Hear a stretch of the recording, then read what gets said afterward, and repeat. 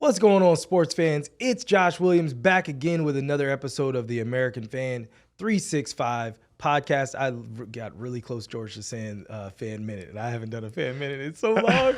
That journey is ingrained in my mind. Like, yeah, I'm here with a fan minute. Like, bro, this is going to be a fan hour. Like, what are we talking about? That's good, though.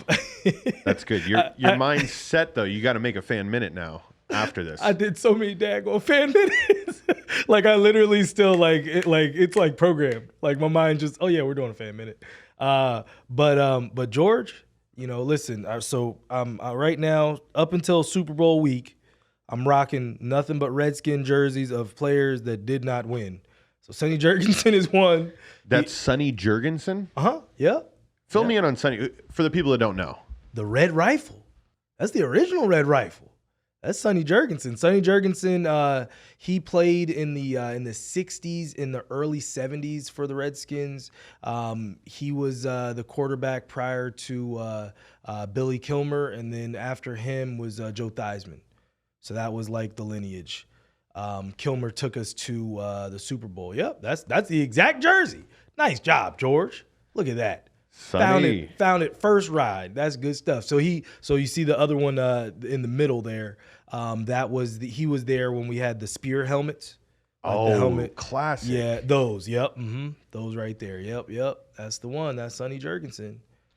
So, but yeah. So I'm what the Commanders would do to have Sonny Jergensen back under center, just commanding the offense.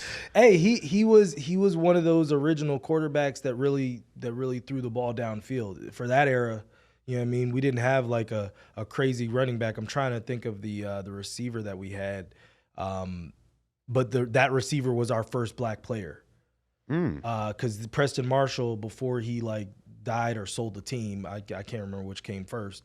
We were the last team to bring a black player into the league on the team. And so the one that we had was actually a Hall of Famer. I think it was Bobby Mitchell. Bobby Mitchell, that's right. I think number 42. Yes. Yep. But I'll give you some money here if you know what his first name was, because Sonny was his nickname. I don't remember. I do know it, but I can't think it. I can't think it right now. What's his Christian Adolph. Yeah, Adolph is probably that didn't age too well. Probably wanted to move away. He was born in 1934, people. Just so you know. All right, before it was a bad name. Actually, that was right around the time where things started to get shaky. Yeah, in other countries, they would have never known it out here in America. Oh my goodness, but yeah. So shout out to Sonny Jergensen. Let's see, probably next week I'll rock a Portis or a Santana Moss. Oh, nice. It's just sadness. We got sadness. There's a lot of sadness jerseys in the closet. I don't know who I'm going to rock Super Bowl week. It might be John Riggins. You haven't seen a John Riggins yet. So I don't. Yeah. I have never. Yeah, but you see the helmets behind? Yes. I have finally, George, gotten a Redskins helmet. It's signed by Brian Orakpo, a.k.a. Brian Osakpo. He was one of my favorites. Redskins helmet or Commanders helmet? Redskins helmet. I might mess around and get another one just to have them both. Right. But I also don't know if that name's gonna stick. So I don't know if I want to buy too much more merch. That's a relic with that name. Right. So we'll see. But congrats. Yeah, you were on the eBay. Josh is fired up because it was an eBay auction. He's telling me about all the reminder times that he sets, and I mean, there's nothing that makes you feel more like a child than like an eBay auction. You're like giddy about it. You're like, well, I beat him. You know what I mean? What even worse is an eBay auction while you're at church. Oh my goodness! It had to be done. Listen. Look. Hey, you pray on it? I didn't pray on it. I just knew it was mine. Destiny. I knew that one was coming home. I saw that it stayed at a good number. And I was like, all right, good. Nobody else is bidding. There was only like 2 people watching. And like I told you before, the dude panicked because okay, I'm going to give you guys the secret sauce to eBay auctions. If you get something where people aren't being stupid and jumping the number over and over and over again, that means you got a really good shot because people have either forgotten about it, weren't paying attention, whatever. But what you do, because there's enough auctions. If the rest of you try to steal my tactics, there's enough. Wait till the last 6 to 7 seconds. Because sometimes what'll happen, and this has happened to me, George, is like you'll go to say place, not place bet, but place, your purchase or your that you're trying to win the auction or whatever, and it'll spin, and it'll run the timeout, and it'll be like, oh, you didn't get it. It's like, yo, what happened?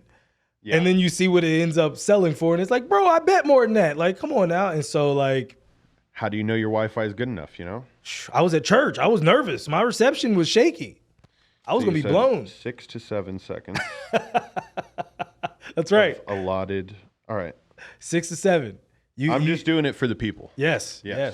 Look, like I said, there's enough stuff. You're a who's your team, George? I'm a Saints fan. You're a Saints fan, yes. So you're good. You're good. I'm not riding your coattails too much. But let's briefly go around the world in sports. There's not a whole lot going on in the world of sports outside of the NFL, which we will share the lion's share of the show today will be NFL. And just discussing that and what happened over the course of the weekend. And then also, we're about to get out of here in an hour and the game 1 happens, the Bills versus the Steelers. So we'll kind of highlight that and what we think is going to happen and all of that good stuff. But around the world in sports, my Cubs finally did something. Lord, we also traded for, I think his name is Michael Bush from the Dodgers. And I didn't even put that in the show flow, but apparently he might be our first baseman. He's only 26, kind of got a cup of coffee in the majors, but had really just kind of ran into a situation where they had always had somebody in front of him. So we traded like a bag of chips for a top 100 prospect that is going to start on our team. We'll see. But that's not the real news for the Cubs.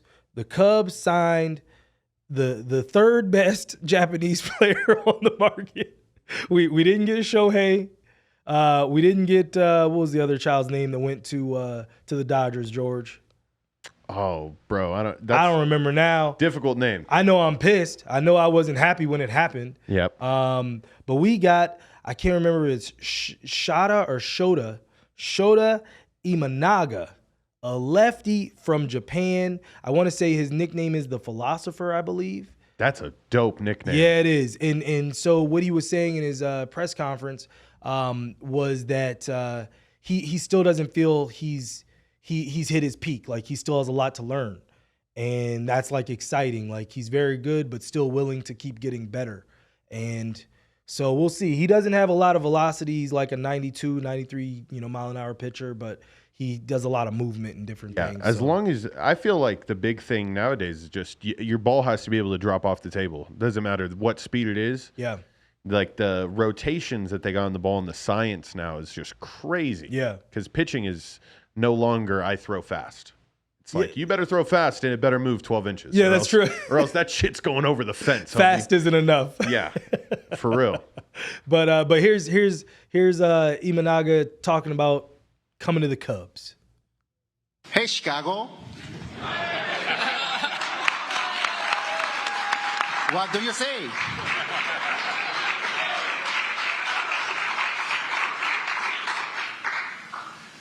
Cubs gonna win today.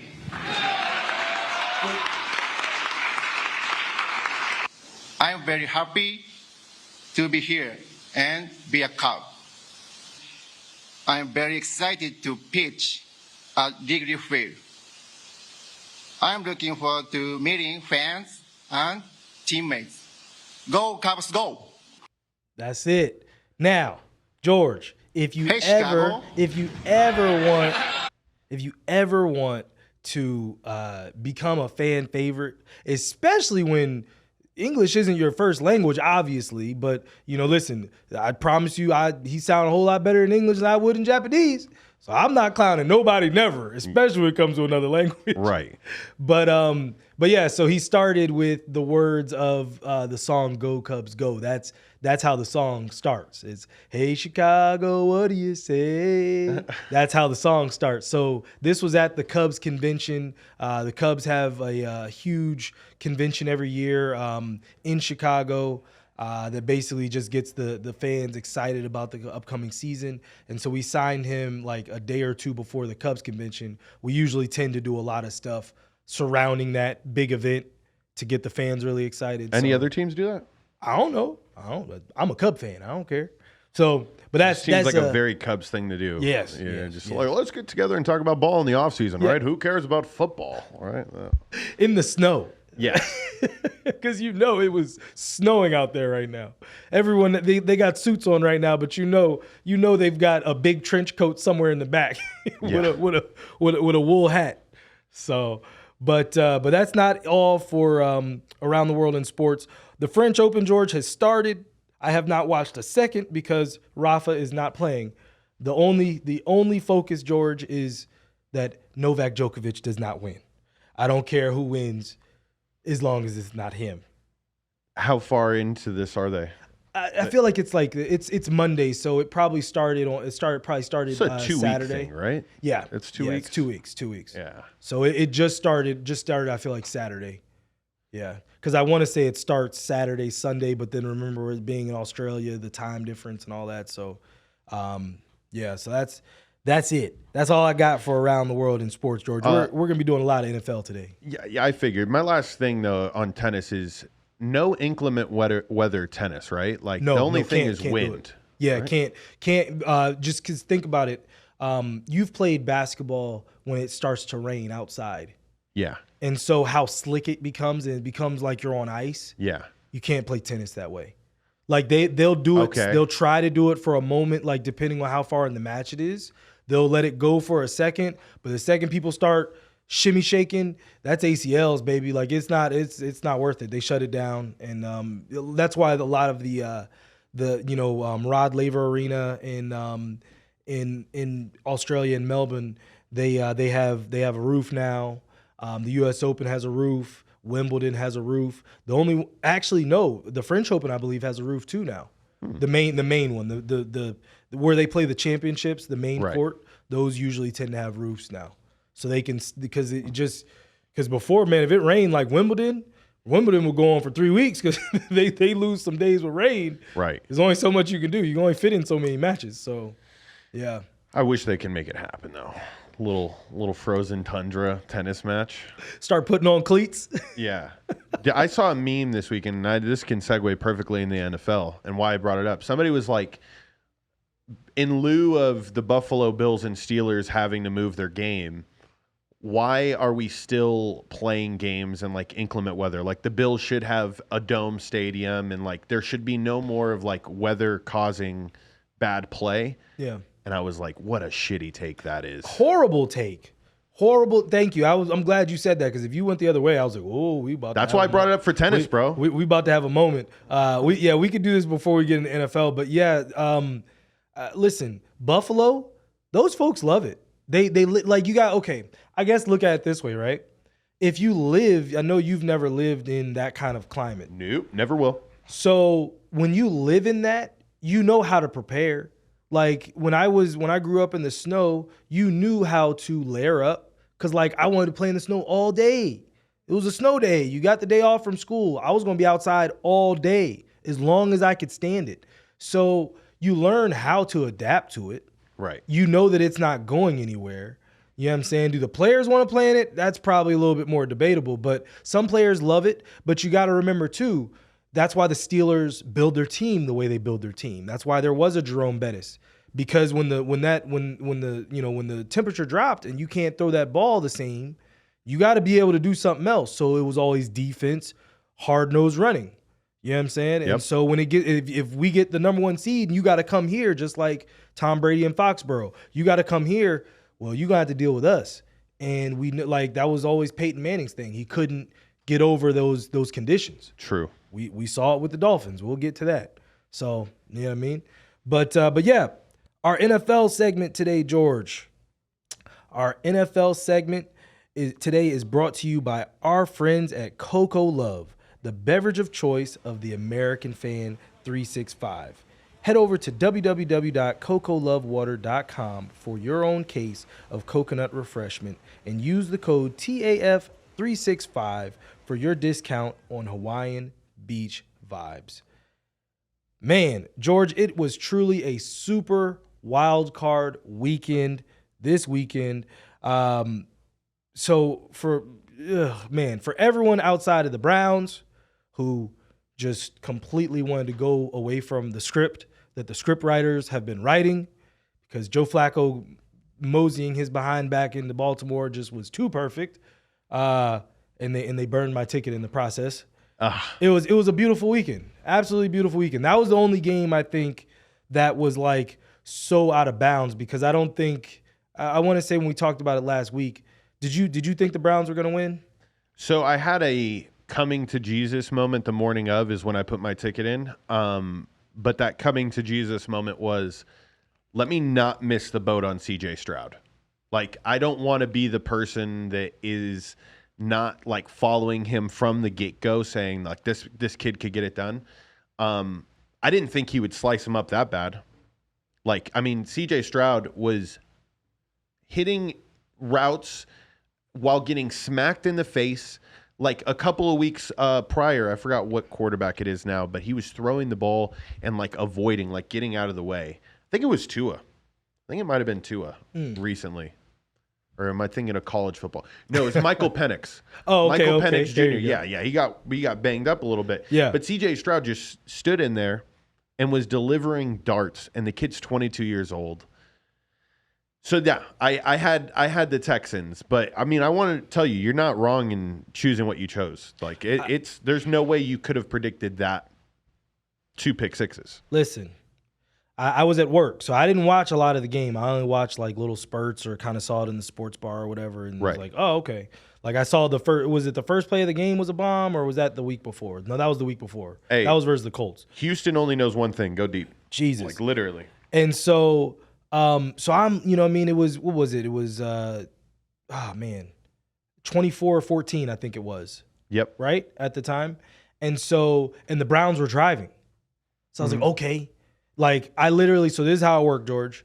I literally had because I'm watching on Gamecast, because the boss at the job, this one anyway, anytime I'm watching the game, he tries to throw a fit, and it's like, nigga, I'm going to watch the game. It's what it is. But he just he's always anyway, so that day we were in the same area. So I was like, I can't watch a game. I'll just have it on Gamecast. Okay, cool. So I'm watching ESPN Gamecast, right? And so I see that, because it was like a big, I think there was a penalty or a sack or something. And I was like, they might not be able to get a field goal. Then Joe Flacco made a big play. They got to the 32. Right at that moment, I had somebody walk up. I had to talk to them for 20 minutes. Because in my mind, because this is I want to say it was the second half. In my mind, I'm saying, okay, they're gonna get 3 or 7.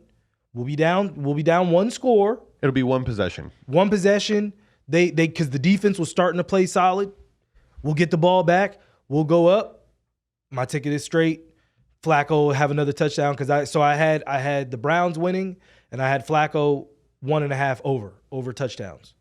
Mm-hmm. And after these people walk away from me after 20 minutes, George, it was 38-14. It happened quick, Josh. It happened quick, and as it was happening, I was like, 1 for 1, baby. I was so fired up. I was like, money line. I chose correctly. Very profit. Saturday I didn't lose. I had that bet combined with Tua over 5.5 rushing yards. Oh. Easy money, brother. My gosh. Tua hadn't rushed for over. So on the show that I do, Wager Wars, there was a prop bet, which I hit, by the way, for him to have over 25 rushing yards. Yeah. It was plus 750. So he got 25 on the nose. Oh. Yes. So it's 25 or more. I think it hits. I have to talk to Rob about it. Oh. See if that was it 25.5 or was it 25? No, it was 25. 25 or more. And did you take the over or? No. That's the bet. Do you think he's going to get over 25.5? Yes. Well, over 25.5, he needed 26. No, not 25.5. Just over 25. I'm fucking this up. But yeah. So it hit. I had the money line in that one, and then Tua in that one. But anyways, we'll get to that game soon. Man. The Texans have a tall task, right? Having to go into Baltimore next. Do you think I know, Josh. We'll get there. That's another. Well, no, I guess we can talk about it now. We'll talk about it now. This is the Ravens' time.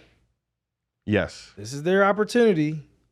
Lamar, the last time he won the MVP, he got a first-round bye. Yep. And that was that. So, it's going to be interesting. I'll say that. I will say that. I know that DeMeco Ryans will have them ready to play. Yeah, I know. It will be whether or not the moment is too big for some of the players. Yep. So, and, you know, listen, is Lamar finally ready to, take his throne? Is he ready? Yeah. That's literally all this will come down to is Lamar ready? Because if he gets another loss, then the narrative starts to spin on him as well. Yep. Because they're already ready to write the narrative. He's a black quarterback. So you know we only get so many cracks or so many bites at the apple before it's like, oh yeah, he just can't. And so he got to at least get to the next round. And then if you get to the next round, you lose to either Mahomes or Josh Allen potentially, then it's like, well, right. At least at that point you're winning to an elite. Yes. You lose to a baby team, that's not good. I don't care how you look at it. You're 100% correct, though, in saying that this game is going to be close, bro. This game's going to be extremely close. I think what we saw with DeMeco Ryans and the way he was able to slow down the Browns' passing attack. Yeah. I mean, it really is cliche, but this time of year, okay, Houston Texans are playing a brand of football that, like, doesn't really exist, right? Slinging the rock and having C.J. Stroud and Nico Collins go off. Nico Collins only lasts so long. If that gets taken away and you have to rely on your run game, that'll be where this game is won. It's going to be in the trenches, and I think the Ravens are a way more physical team. Yeah. And I think you'll see it with the rest. So, Houston, I might stay away from this game. I might just call the under. I think it's going to be a heavy defense game. I've started to really shout out to William Hill. I need to talk. I need to see if that dude's still the VP over there because I need to see if I can. Yeah, we'll see. But shout out to them for finally having like player props and stuff like that because man, I'll tell you, like games like that where it's like I don't know. Right. I still can be like, hey, I know that this is going to happen. Yeah. I know that, like, even if I'm just leaning and I'll at the end of the show, when I give my parlay pick for tonight's games, I can still, even if you don't, if you have a sense, like if you're like, all right, I think that the Bills are going to win, but I don't feel confident in how or how much or whatever. Right. Well, I know Josh Allen is going to do this, or I know this will happen. Yep. And when you can start to do that, it's a much safer bet for yourself. Like you can feel a lot more confident. Yep. I don't have to like have so much angst. But I mean, listen, outside of Joe Flacco's senior moment and throwing 2 pick sixes, young CJ Stroud, he's doing his best to ruin my Puka Nacua prop bet for Rookie of the Year. 274 yards, 3 touchdowns, 0 interceptions in his rookie debut, playoff debut, almost a near perfect passer rating. I think he was like 1 point off. He was like 157 versus 158.3, which is perfect. So shout out to them. You know what I mean? Happy for Houston. Obviously, I wanted the Browns to win just because I know, Cleveland, that team has been hard, long suffering, but they got beat. Yeah. Next up, George. Oh, sorry. That was also... So I got names for each of these games. So that one was called What Scriptwriters Bowl? Like, because that was not the script. So that was the name of that one. Up next, we got the Chiefs versus the Dolphins. The Chiefs took them down 26-7 in the We Know How to Win Bowl, George. We know how to win. That's what the Chiefs are now. They know they fit. Like, when we've talked about it with the Bengals. Certain teams now, they're not old, but they're definitely grizzled, and they know what to do, and they know that you may or may not know what to do. And that kind of stuff showed up. I mean, Patrick Mahomes didn't set the world on fire. What did he have? Patrick Mahomes had 262 yards, 1 touchdown. he was a little loose with his completion percentage. He threw 41 passes in those conditions. Yeah. Andy Reid did him no favors. But, listen, don't look now. Don't look now. I promise you don't want to play the Chiefs. Dude, when I saw them play the Raiders and I saw the Raiders get a lead and Patrick Mahomes do what he does best on a road game, I was like, this team is Super Bowl caliber, my friend. They do not shy up when the moment comes. And I'm going to be honest, okay? Clyde Edwards-Helaire missed his moment. Isaiah Pacheco is going to go down in Chiefs history. I'm calling it now. He's young, but he runs harder than anybody I've ever seen run the football. And those what does he run like, George? He runs like a toddler who just stole his mom's credit card and is about to go buy Fortnite coins or something. He runs so he runs like a kid that's testing out his new shoes at Foot Locker. That's how he runs. I like that, dude. Nothing but ass and elbows, as one of my good friends when I valeted used to say. He does what a running back of coach of mine used to say is rub that titty raw. He's rubbing that titty raw. But George, it wasn't just Pacheco, it wasn't just Patrick Mahomes. Travis Kelce, 7 catches, 71 yards, starting to round back into shape. Also, Rashee Rice. Finally, you get one of the receivers stepping up. I didn't realize Rashee Rice as a rookie had 900 some yards this year. So oh yeah, I didn't even see that. Everyone talks bad about the receivers, but he had a very good rookie season. And pretty much all these games, one of the teams have their top receiver taken away. So when you looked at the Browns, Amari Cooper is taken away. David Njoku leads in receiving yards. Yeah. And this game, the Dolphins were we're definitely not letting Travis Kelce, which he had a lot of drop passes, by the way. He had 10 targets, only 7 catches. Okay. 3 drops. 3 drops. Or 3 just. Yeah. Well, I watched it. They were all drops.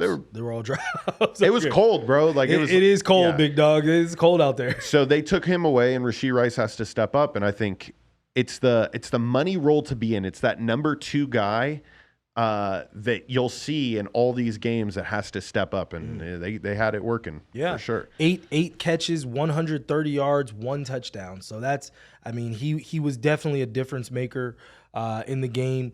Now, on the flip side of that, the Dolphins look like a team, George, that ran out of gas weeks ago.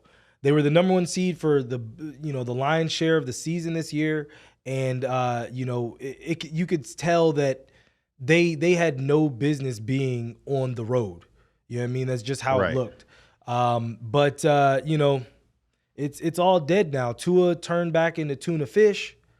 It just didn't look good. Tyreek Hill was the only person out there doing it. On that Tyreek Hill touchdown, Tua put that man in such a situation. Tyreek had to break 2 tackles when if he would have just threw him the ball, if he had an arm, it was a walk-in touchdown. Tyree had to stop, come back to the ball, break a tackle, juke, and then get in the end zone. It's good Lord, have mercy. Y'all making Tyreek do too much. You knew it was going to happen, though.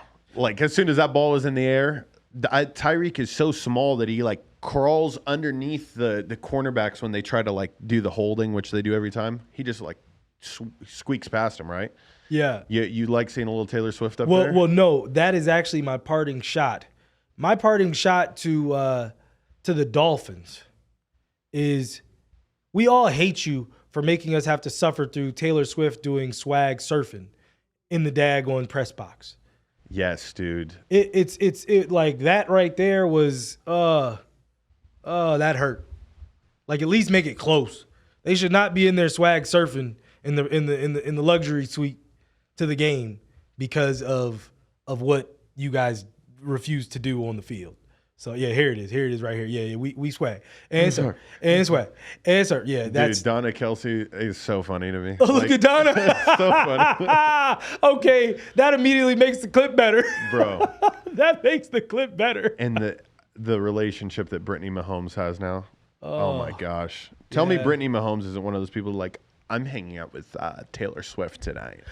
Me and Taylor are going to get our nails done. You know what though? Like, she shouldn't have to. Like, you are, like, we know your name.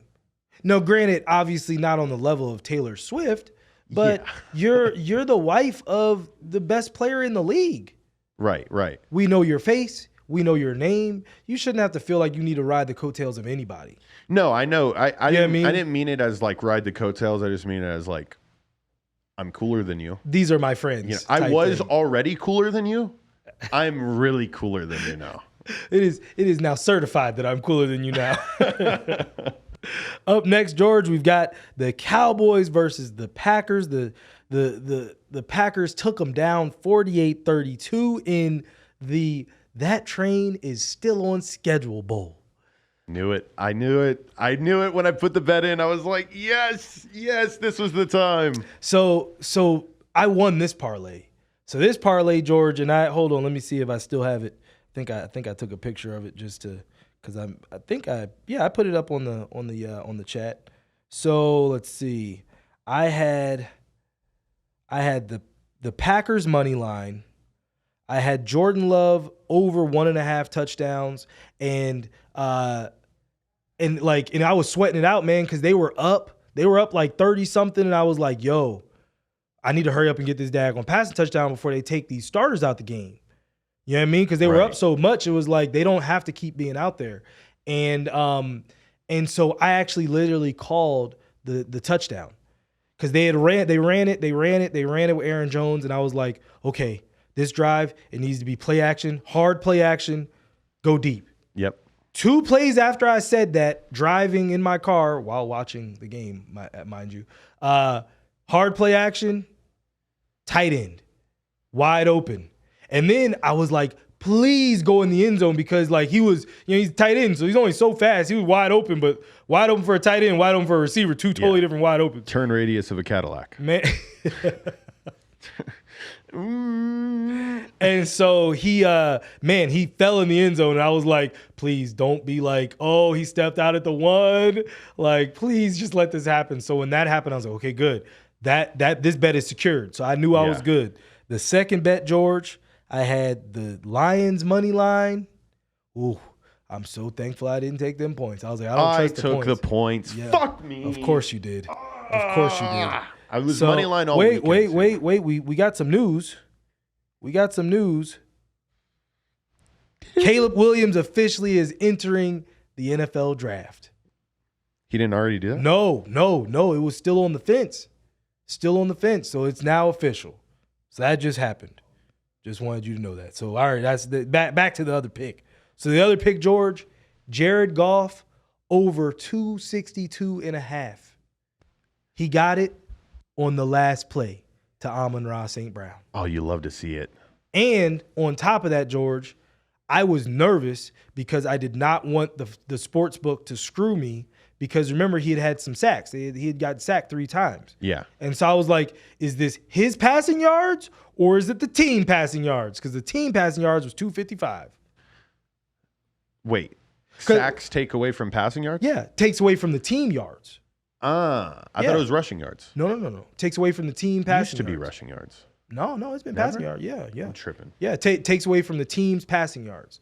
So so I was like, I kept saying, hey, I need to go ahead and get to like 280 just to give myself a cush. And he was like, had like 200 yards first half. Yeah. I was sweating it out. And then they didn't give me the money right away. I was like, yeah, if they gonna mess around and not give me this money, I'm gonna be pissed off. So, but what's up, Bobby? How you doing, man? Everything good? Bobby. Happy New Year to you, man. Happy New Year. But yeah, so that was the parlay. So I ended up winning $300 off that parlay. So it was beautiful. Sheesh. It was $15, won $300. Dude. Yeah. Josh sports betting now? I mean, you've been sports betting, but like now that William Hill's stepped up their game a little bit. Yeah. Now the options are a little bit better. It's a little bit better look. So, but let's see what we got next. So okay, back to Cowboys. The eternal sadness for Cowboy fans. That train never late. Man, is joy for much of the sporting world. Now, what I will say to that is the one sad part to all of this, and listen, because, John Orlando, the owner of this studio, he's a huge Cowboy fan. I went over to shake his hand. He, of course, thought I was going to be talking trash. I don't do that anymore, man, because I've lived through enough heartache and enough pain as a Redskins and Commanders fan that it sucks. This time of year to lose would be the worst. So, after an MVP caliber year for Dak Prescott, he went back to being whack Prescott. And I will say the best thing, I guess, for the rest of us is that he had an MVP caliber year, because now the Cowboys have to re-sign him. And on top of having to re-sign him, like I said it when Dalvin came on the show. I said it when we've talked about the Cowboys before. Dak has too many mental hurdles to go over and too many mental scars from postseason flameouts. And now this is another one added to the list. Losing to the what was it, the 7 seed. Like, you lose to the team that got into the playoffs on the last day of the season. You were the much better team everywhere. You have better receivers. You have the better quarterback. You have a better defense. Running back, I guess you could kind of say, was a toss-up. Yeah. Offensive line, better offensive line. Better defensive line. Like, maybe linebackers, because the Packers have Quay Walker. So maybe linebackers, that leads over to the Packers. But the better team didn't win. But the better team got out-coached and got out-executed by far. Dak Prescott had that look in his eyes that, I would imagine if you're on the front lines in Iraq, you have that same look where it's just like the 1,000-yard stare. He'd be like going in the huddle sometimes, bro, and just like hearing the play call like this. And I'm like, that's not the Dak Prescott that I'm used to seeing. But to your point, exactly. There comes a point in time where it's so bad. It's like Zach Wilson. Exactly like Zach Wilson. The media coverage and the amount of shit that you have to take from people that are, that's their job, to give you criticism. It just plays back in your head once you know it's happening. Mm-hmm. Like after he threw that first pick and he was like, oh, it's happening. We're down 14-0. It's happening. Oh, it's happening. Oh, it's happening. And then he didn't get comfortable till the third quarter. And then like in the third quarter, like when he was like down and coming back, he's like, yeah, like at least I didn't like lose by 40. Like, you know what I mean? I know exactly what I'm going to clip with that. 1,000%. That is Bridesmaids when she poops it. Oh, you're crapping in the street. That one. That is 1,000% going to be the clip. It's happening. It's happening. It's happening. That right there is it's classic Dak Prescott, but that's why he's got to get out of there. Like, if I was Dak Prescott, same with Jerry Jones, I think a lot of people should just step down. Like, they need a rebuild, but nobody can leave. I think Jerry Jones should step down. I think Dak Prescott should step down. Just a mass exodus. Yeah, none of that's happening. So, and that's the beauty of it for a Redskin fan. True. Because okay, they have to re-sign Dak Prescott. Dak Prescott's going to get top of the market. He just is. You can say what you want. He was top 5 in every statistical category for a quarterback this season. He didn't throw many picks. He threw 2 picks today. He had 8, I think, all season. So, yeah, he had a great year. You can say what you want. He had a great year. But re-signing him now cripples your franchise, because now how are we going to re-sign Micah Parsons? Yeah, I think they re-signed Trayvon Diggs, but I don't know yet. Maybe they haven't. How do they re-sign him? Hey, those cornerbacks lost a lot of money. Well, no, but remember Trayvon Diggs got hurt. He had torn his ACL or his Achilles or something beginning of the season. So he's already been out. So they were working without their best corner all year. But now, we got to re-sign CeeDee Lamb. CeeDee Lamb coming off a career year.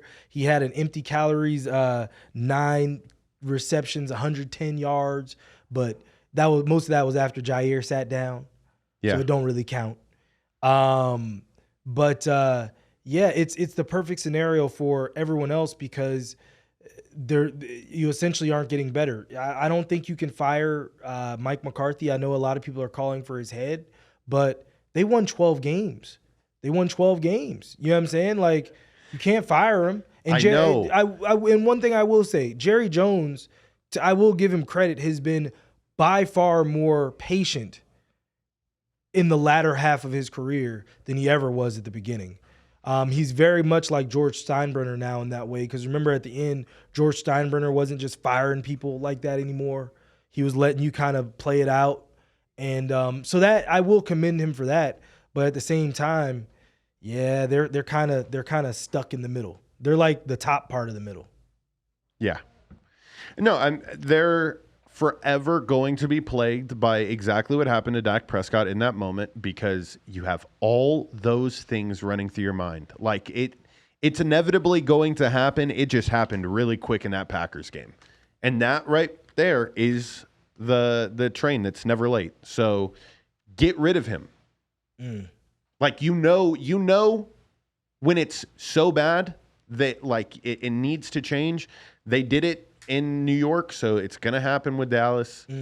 And I would say Trey Lance, here's a early season prediction. Trey Lance will be starting more games than Dak Prescott is for the Cowboys next year. Wow. I'm saying it. Wow. Okay. Well, to your point, I think Jerry Jones uttered the N-word a few times yesterday for sure. Oh, yeah. For sure that happened. Here's a meme of Jerry Jones in the locker room at halftime yesterday.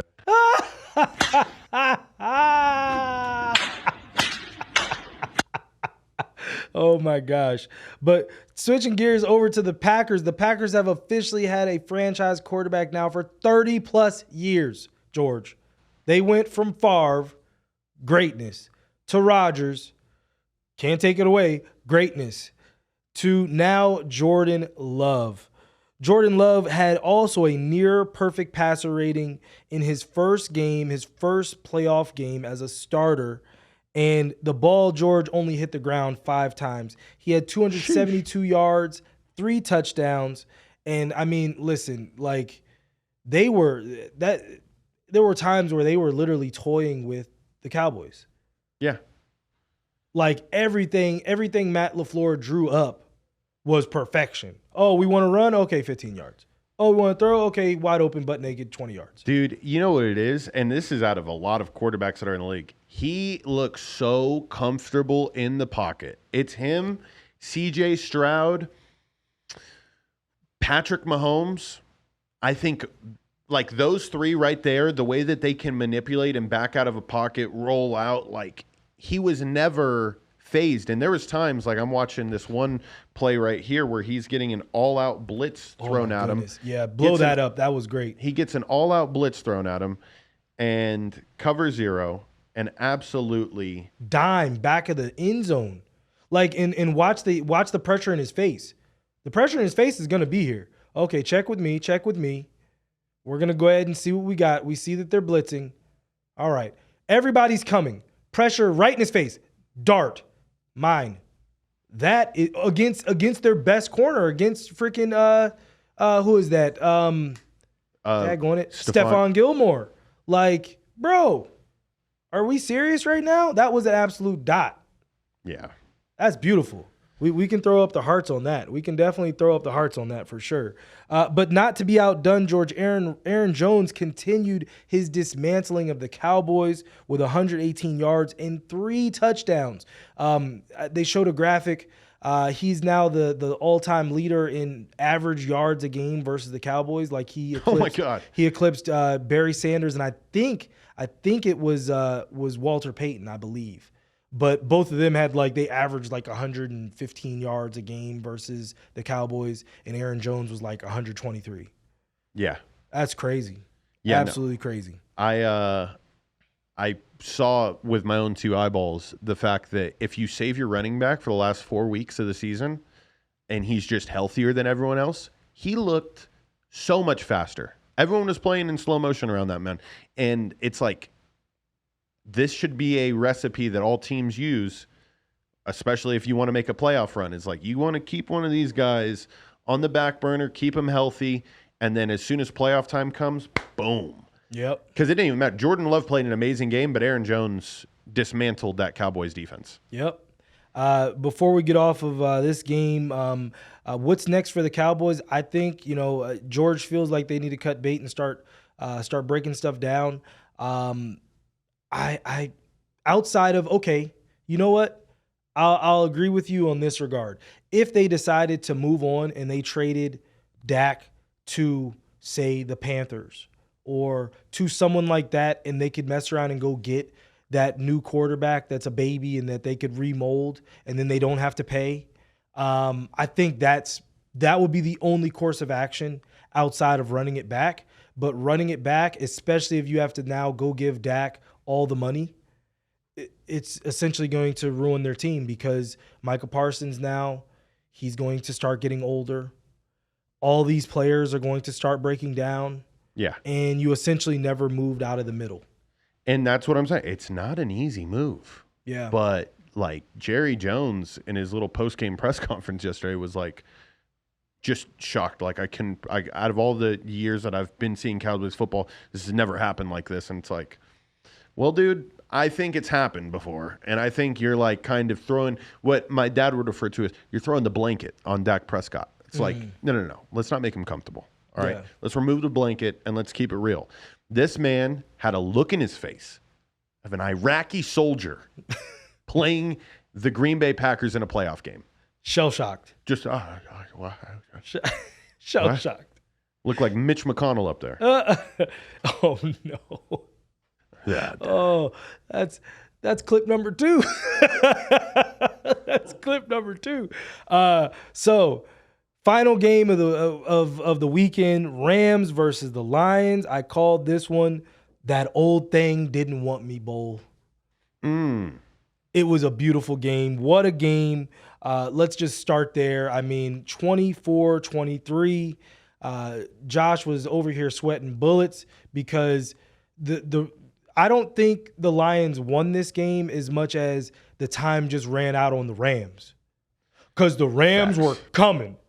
Facts. They were not like the second half, it might not have had the fireworks, but the second half, the Rams continued to move that ball. They never really were stopped. They just got slowed down at the right times a few times. The Lions made a few timely stops. But Puka Nacua gave us one more virtuoso performance, 181 yards, 1 touchdown. He set another rookie record for yardage in a playoff game. Give that man the Rookie of the Year so I can get my $500. Please. Yeah. I mean, it's not going to happen, mate. Unfortunately. It should. He got some first All-Pro votes. C.J. Stroud did not. That's interesting. C.J. Stroud got not one vote. For All-Pro? Yeah, All-Pro or All-First Team, All-Second Team. C.J. Stroud didn't get one. Puka Nacua was up there getting First Team All-Pro votes. He had 9. Yeah. Take that one. Yeah, hey, listen, if that's who's voting, if the media is who decides, I don't know. We'll see. Yeah. We'll see. C.J. Stroud needs to lose in comical fashion. He needs 3 or 4 interceptions. It's got to be. That's my only help. Like I want it to be bad versus the Ravens. If that happens, then that might be the last. That might be enough to tip the scales. But Jared Goff started out literally on fire. The first three drives, George, 3 passing touchdowns. Well, no, excuse me, 3 touchdowns. I think he had 2 passing touchdowns. Yep. But and I'll tell you this, Redskins Twitter had an orgasm over Ben Johnson in that first half. Like it was just all over the place. Yeah. And please, I've said this before. There's only 2 choices for the Redskins for me. 1, Eric Bieniemy, and give him a good defensive coordinator like a Joe Barry, who we had at one point, who was trash. So I'm not even going to go there, but we did have him at one point. But like a good defensive coordinator that has an attacking scheme, that is older, that is not looking to move on to be a head coach. You know what I mean? Yep. Because what I don't want is, I can't remember if I said this on here or just I talk to sports too much. But what I do not want is that something similar to the Eagles, where we build something with Eric Bieniemy or whomever, and then immediately you lose your coordinators, you have a good season. Right. So if EB comes in, give us whoever is going to be like Wink. If Wink Martindale's out there, go get Wink. He's not looking to become a coach. He's not trying to be the head coach. He's cool being the Cuban Links dude on the sideline with just running the defense. Yep. So that's like the perfect marriage. That's option one. Option two, I don't know what we got to trade. I hope nothing really high, but go get Mike Tomlin. You're starting this train. You started it last week. You're continuing the. Do we get Mike Tomlin? I think that one is. That one's worth something, brother. Mike Tomlin. We get Mike Tomlin and shoot. And at that point, keep Eric Bieniemy offensive coordinator. I don't think he would leave. I don't think he'd leave. I think he'd stay. I think you would prefer him at offensive coordinator. I'm just telling you this. Just predicting it. Sometimes it's just been too long. Sometimes these coordinators, give him his shot. It's good when they have like an amazing year and then they go be a head coach and then it's like, but now the pressure is built up. Like it's max pressure. If the Commanders suck with Eric Bieniemy, things will not be good. We'll get a new stadium. It'll be fine. We're used to. True. Look, since Sonny Jergensen, we're used to sadness over here. We only had Joe Gibbs. That was all we had. We should get Sonny Jergensen on the podcast to tell us about the glory days. He'll tell us about something. But yeah, man, George. Whew. I don't know, man. I don't know. This game was absolutely insane. What did you outside of Puka going crazy and Stafford dicing up the Lions? What was your most exciting part of the game? This was the atmosphere of the crowd. Like when they didn't say anything, it was Mike Tirico, Chris Collinsworth on the very first snap of Stafford. It's my favorite sports moment, right? They don't say a word, and they just bump that crowd noise so you could hear the bro. It was like fourth quarter, a third down that mattered something, and it was the very first play of the game, and I was like, man, what I would do to be in that stadium right now. Like, I love that feeling, and I was able to feel it through the TV. That was, I'll never forget that, because you can feel the city just be like, it's now. You found the meme of Chappelle with regards to Matthew Stafford. I saw it over there. You had it over there at one point, where it was talking about why are we booing Matthew Stafford? And it's the Chappelle Show skit from Pop Copy, where he's like, F him, that's why. Yeah, no, that I think it was the same meme that you're talking about. It was a different headline. It was about Peacock. It was like, do you want to watch the Chiefs Dolphins game? You have to subscribe to, Peacock. Yeah. It's like, why? Because fuck them. That's why. That's why. Okay. Aside from the atmosphere, the thing that amazed me was how shitty the Lions' pass defense is. Like, they were doing everything, bro. And I've watched more Lions football this year than a lot of people. Yeah. Because, I got Lions to defeat the Ravens in the Super Bowl, in which would be an amazing bet to hit that I put in August. Oh my God. I said it on the preview show at the beginning of the year too. So the fact that the Lions, whether it's zone defense or man defense, can't seem to figure it out, it's worrisome, but at the same time, their offense is just built to score fast. Yeah. And I was disappointed a majority of the night by the Lions' pass defense. But here's the thing.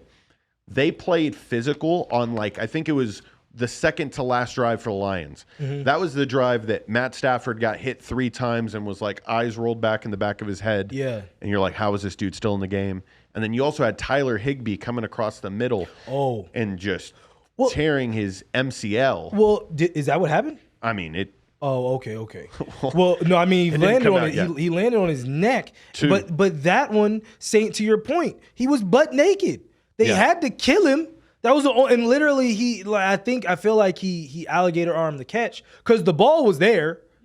Yeah. Like it was, bro. Like, man, look, I was at a cigar bar with one of my good friends last night, and that was where I watched the game. He wanted to talk the entire episode, the entire game too.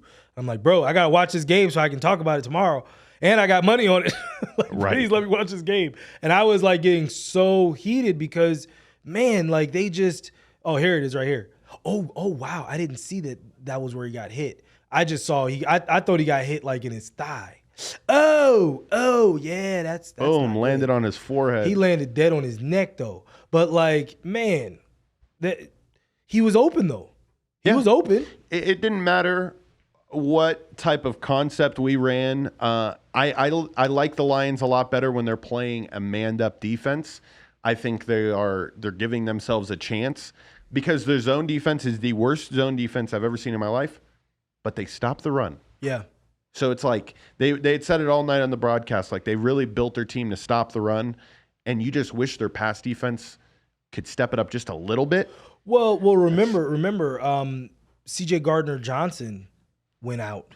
Yep. And when they had him alongside Brian Branch, different team. Right. And did Jeff Okudah get hurt? Is he out there? Was he out there yesterday? I feel like he was hurt at some point during the season. He might have come back. But yeah. But like no, they are just plagued. They are plagued at that position, but they can stop the run. So I'm hopeful, but that's the one thing whenever you watch the Lions, people, just watch the way that it doesn't matter zone or manned up defense. They can't figure it out. But naked, like wide open. I'm like, bro, McVay can't be dialing up plays this perfect. Yeah. Like every time he's wide open.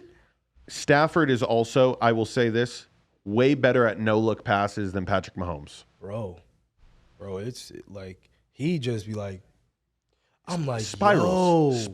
Yo. He made some throws where I'm just like, and then the arm slots that he throws out of, he's throwing around linemen. He's throwing like, yeah. There's levels. There's definitely levels to quarterbacking. Yeah. You know what I mean? Like when you there's Jared Goff. Yeah. And then there's Matthew Stafford. Oh, no. That's in reverse, baby. But I will say Jared Goff did himself some great favors yesterday because to beat the team that literally gave up on you, you know what I mean? Because like the Lions didn't give up on Matthew Stafford. They got back, picks, a player, different things for him. The Rams gave up on Jared Goff. Yep. So to beat that team, you know what I mean? Win the division. Like I said last year when everyone was like, I don't know, they probably need to draft a quarterback. I was like, bro, give Jared Goff a shot. He played very well. Like overall, he played very well. And remember, number one pick, Carson Wentz. Yep. He's still out there doing it. So he after the game went up to Matt Stafford, as all quarterbacks do, right? Yeah. I pray to God that Jared Goff was like, isn't this pretty awesome? Something you can never do. Got out of there. Thank you, Matthew Stafford, for finally delivering a win to Detroit in the playoffs. Oh, that would have been even better. Combine our two sayings into one. Yes. Well, all right, we can go ahead and get out on this, George. I sent you my parlay pick for tonight for the two games tonight. Obviously, this is pre-recorded, so these are going to come out later. But I'm gonna make sure I put this in the story today. So get a hold of this. But I've got. So first off, this pick. Let me see what the percentage is. Plus 625. No. Total. The total is plus 2,075. Nice little 20-1 there, people. Yes, I've got the Bucks covering the spread at +3. I feel like it'll be close, but I also feel like the Bucks might mess around and win. I like that. So that's first part. And then I also have Quez Watkins 18.5 over as a receiver. And this is one of their deep threats. That's one catch. Yep. You just got to get one, maybe two balls. No A.J. Brown tonight. Is he out for real? A.J. Brown, from last I heard, he's out. Oh, that's right. And then, but Baker Mayfield also might. He was talking about he was hurt. No shit. Yeah. Oh, that was like Saturday. That was Saturday. Fine. But he might still suit it up. But yeah, no AJ Brown's a big deal. So 18.5 going over, that's one catch. Yep. It's one catch. So that was that. That's that game. The second game, well, the first game technically, the Steelers versus the Bills. I've got the Steelers covering the spread at +10. Mike Tomlin. First off, this game is in the snow. This game's in the cold. I don't think this game's going to get out of hand. I feel like the elements are going to keep it close. Yep. So that's already the first part of it. So Steelers +10. I would not be shocked if the Steelers won, but I also would be shocked if the Steelers won. So there's that. And then Josh Allen +1.5 passing touchdowns. And then finally, George Pickens over 41.5. I'm a fan. So that right there, $13 gets you $300. I'm a fan. So shout out again to William Hill. That call might be coming. I need to track that guy down in my phone because I know I've got him in my phone. I know I've emailed him before, so we might have to circle back. Definitely. Give William Hill some shout. Georgia needs some store credits. Yeah. All right, I need to be playing with some house money, people. I'll get people to sign up. People. Hey, I've had a lot of people say that, George, you are getting good at this, and George, I would possibly pay for your picks. Some people, great people, amazing people. I may be doing this, but I need store credit. It's a must. There it is. I'll just take hard cash. Oh. There it is. Hard cash will work. That helps out the show. That helps out the rent payments for sure. Right. So, but that's how we'll go with it. But imagine taking store credit, putting $100 on this, and then cashing out for $2,000. Oh yeah.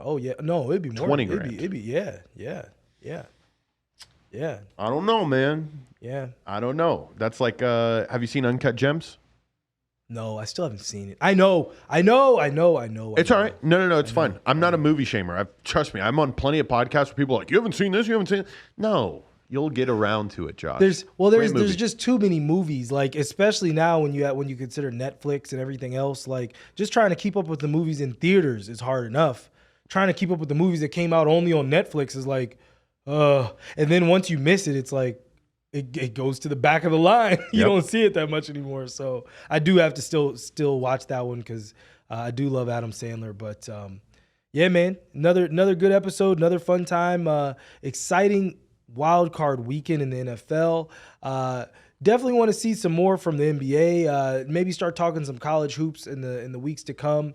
Looking forward to having some interviews here in the new year. So stay tuned to that. Might have some exciting ones over the next couple weeks. So I know I keep saying that, so eventually I'll stop lying. But we're working on it. You were trying to make Josh a truther. Yeah, that's right. That's right. But thank you guys so much again for watching the American Fan 365 podcast. Please make sure you like, share, and subscribe with your people. It does help out the channel, and it helps out both me and George.